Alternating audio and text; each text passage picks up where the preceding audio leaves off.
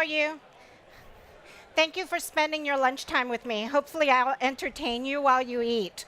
I'm going to be talking to you about permission queries and APIs, and hopefully I'll give you some information you hadn't known before. First, who am I? My name is Belinda Wong.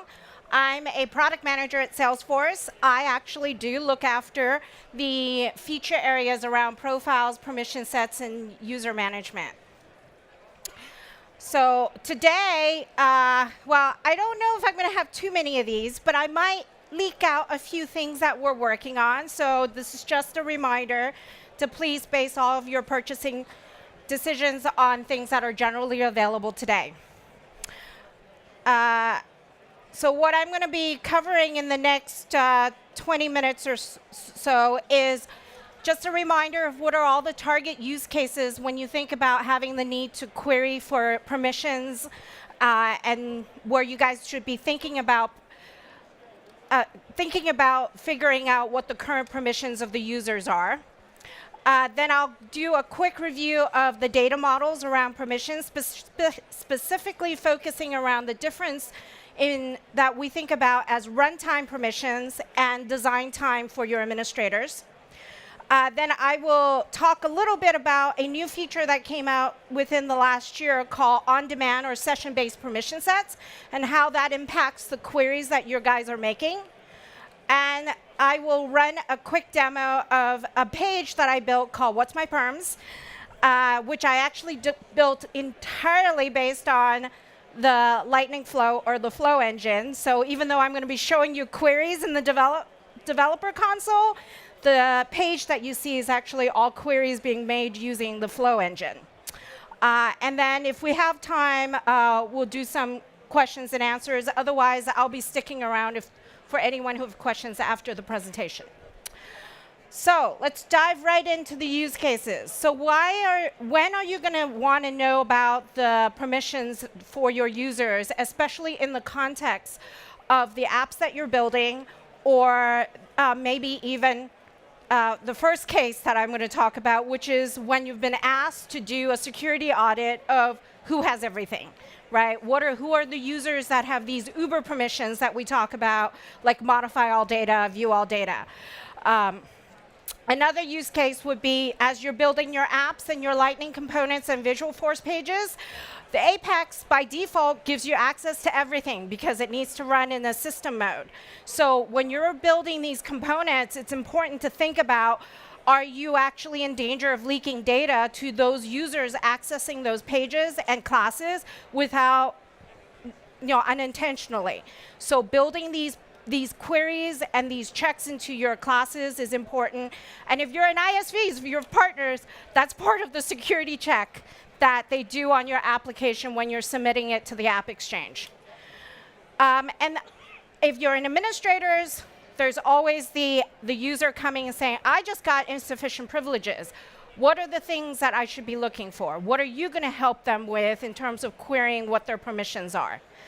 And lastly, the applications that you're building that are slightly off-core, the remote applications or just the web-based applications, what's the best way for those applications to be able to check the Salesforce permissions before they're querying or getting information to present in that remote display?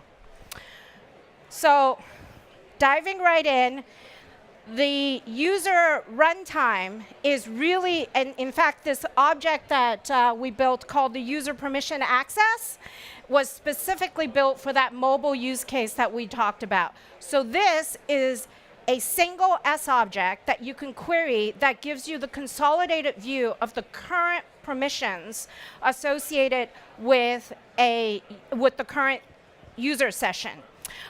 Similarly, there's been an object called user record access that would tell you what type of access that user has to a list of records.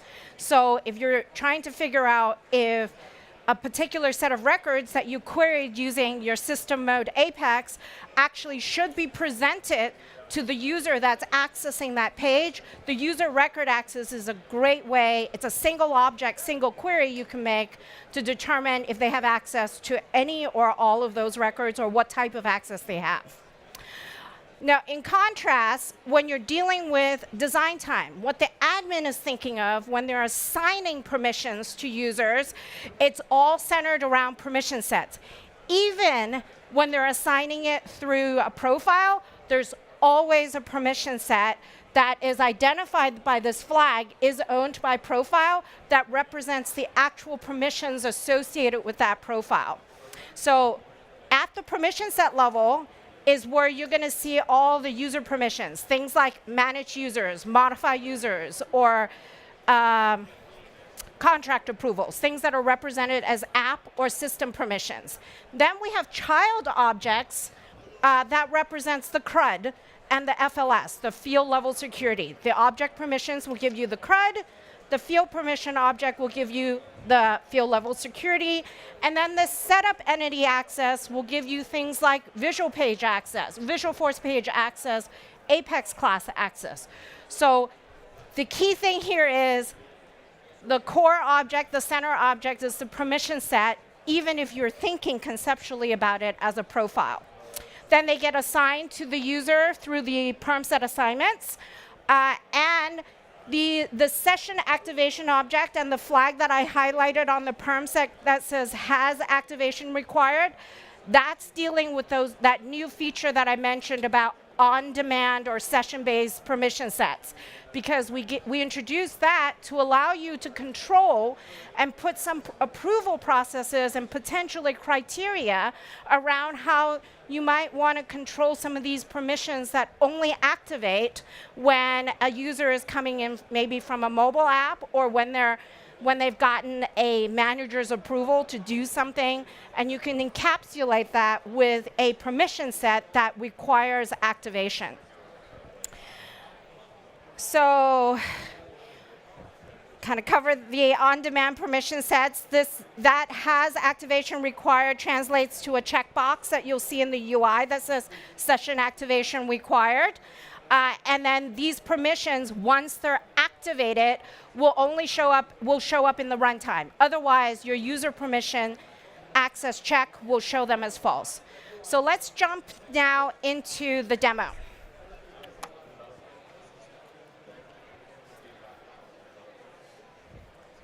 All right.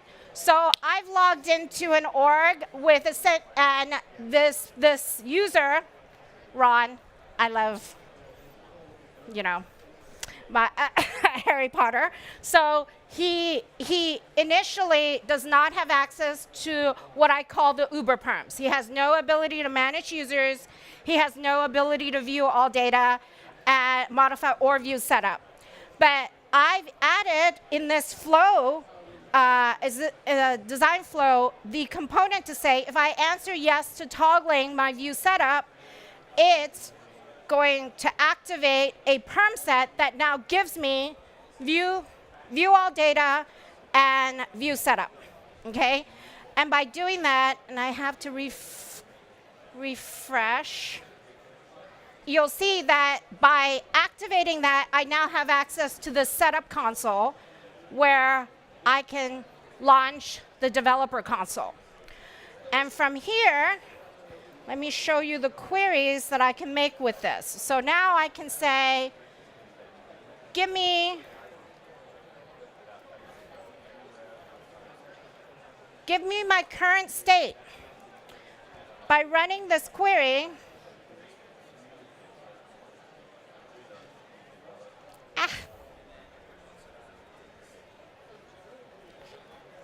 okay, by running this query,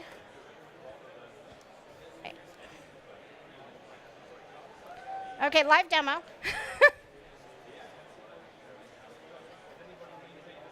Oh, oops. I was using the tooling API. So that's a great, the user permission access is part of the S-Object API and not the tooling API. So I think this is too small, huh? I should make this bigger. Is that better? You guys can see that better? Yes, okay. All right, so in the dev console, it allows me to run queries both against the SObject API as well as the tooling API. So the reason why it said it couldn't, that object wasn't supported, because I accidentally had the tooling API checkbox checked. But so the user permission access, those flags that we saw on my flow component, you can see the queries here. And we added this thing called the last cache update, so that if you're doing this from mobile, you can just query that cache update to see if you actually have to refresh, or you know when it was last updated, when it was, you know, if there's a need for you to refresh your cache if you're doing it locally. Another query to demonstrate here is if I was looking at the record access, then again, as an SObject, I can query the IDs, the different types of access they have on this record based on the user ID. And I'm only looking for one single record in this example, but you can provide it a list of record IDs. And it will tell you that for this account record, this happens to be an account record, that this user has read access, and their maximum access to this record is read. Now, let's switch over to the design time. What if I need to know what are all the users in the org that has the view setup perm? So let's look at a straight up query that says, what are all the users that's been assigned a permission set, including profiles, that include the view setup perm? By executing this, I see that there's 3 users in my org that has view setup. Now I can refine this further and say, of which of these are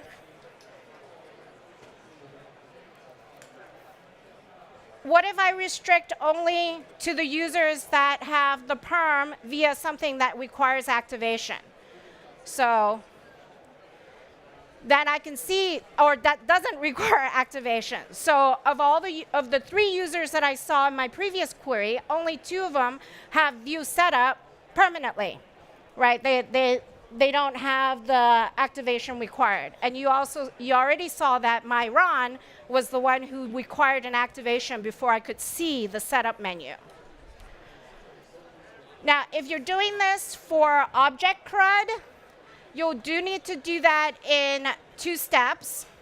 So the first step is to look at what are all the perm sets that have read access to account. And in this case, you'll see, I see not only a permission set that's called view setup, but I see a bunch of permission sets that have this weird parent name. Those are the ones that are the permission set that's backing a profile. Okay? So I can also see of these, how many of these are actually custom perm sets or profiles. So in my case, I have 3 profiles. That's a custom profile. The rest of the ones that was in the list were standard profiles. And then 1 perm set named view setup. And to complete the name access, I would query permission set assignment again with that list of perm set IDs. Oh.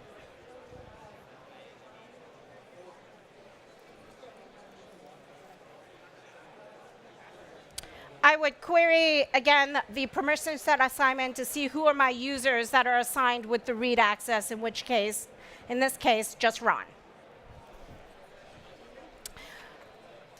All right, so one last query that I wanted to show you to demonstrate the tooling API.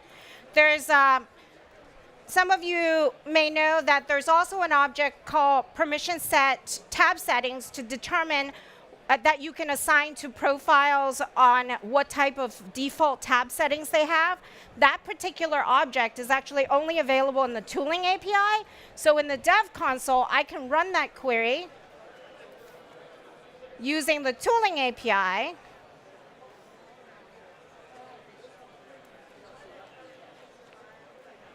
And this tells me that all of these profiles and the type of tab sets that they have, and what the visibility of that tab set is for that profile. It's a very, very useful tool to determine this across multiple tab sets.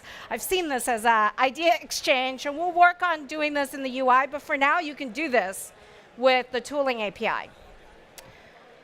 All right, switching us back to the slides.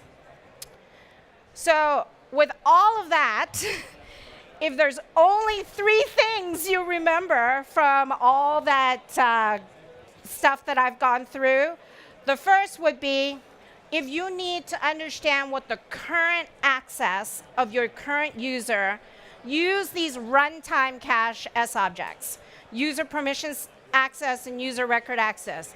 It will save you a whole lot of queries, especially for your current user.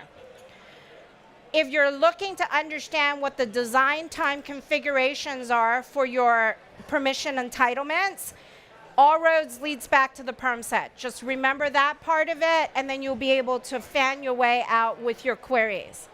And lastly, and this is a plug for something my team's working on, think about how you would migrate your entitlements to permission sets for the long run. Profiles is 19 years old. We're trying to get ourselves at least the permission stuff out of profiles. So as I build new features, I'm going to be looking at how we're going to get stuff into perm sets and not profiles. So consider thinking about how you might want to design your stuff around perm sets versus profiles. So a couple of resources to think about. I've got a trail mix out there that covers in more detail some of the stuff that I've been doing around data, object, the session-based perm sets. Please feel free to go find it. And then all the objects that I covered, they are in our object reference on the developer.salesforce.com website. Thank you so much for your attention. I really appreciate it.